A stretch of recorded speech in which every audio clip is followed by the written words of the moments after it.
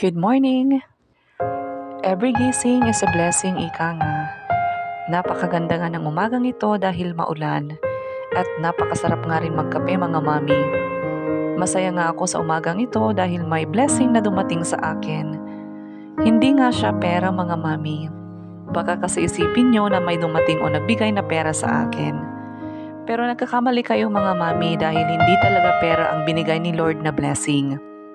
Hindi ko nga muna sasabihin kung ano ito mga mami. Malalaman nyo din sa tamang araw. Kaya bibigyan ko nga muna kayo ng inyong magiging palaisipan. O diba?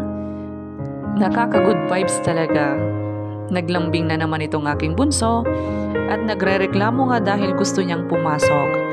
Kaso walang susundo sa kanya, kaya hindi ko na rin siya pinapasok. Pati nga si kuya niya, nagrereklamo din na hindi na siya papasok. Umuulan kasi sa oras na ito. O diba yung isang reklamo gusto pumasok, samantalang itong isa ayaw pumasok. So pinapasok ko na nga lang si kuya dahil may exam sila sa Lunes. Kako baka magre-review sila. Sayang naman kung mamiss niya yon mga mami. At naubos na nga yung ginawa ko nung linggo na oregano. Kaya naman ito gagawa ulit tayo. Gusto naman nila ito mga mami.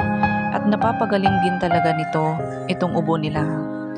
Hindi pa nga nawala yung ubo ni kuya, kaya naman tuloy pa rin ang pagpapainom ko sa kanya. Mainam na rin at hindi na ako bumibili mga mami. Nagluluto nga ako ng ulam namin sa oras na ito.